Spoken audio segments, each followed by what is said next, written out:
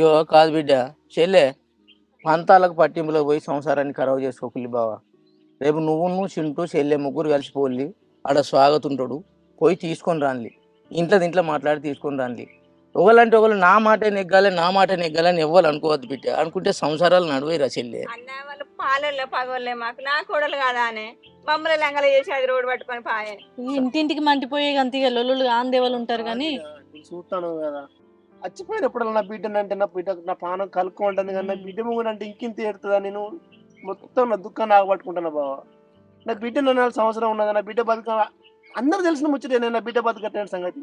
మళ్ళీ ఎందుకన్నా నా బిడ్డను పొడిచినట్టు? దానికి ఏం అవసరం దాని జోలు తీయడానికి? ఏంటో వినొస్తుంది అని చెప్పేది. ఆడ కూడా పంతాలకు పట్టింపులకు పోయి ఏం మాట జారకు నువ్వు. ఇక మరి ఏం చేయాలి బిడ్డ? వీళ్ళే మాట్లాడంటే వీళ్ళు చేసే కథలో ఇట్లుండే. రేపైతే పొద్దున పోన్లే. పోతాం బావ. ఏం తిన్నారే? వద్దామా అన్నం కోడింది తిన్నాక వద్దారు. మనిషితో తినిపోలి అయిపో బిడ్డ వాళ్ళకి మనిషి రారా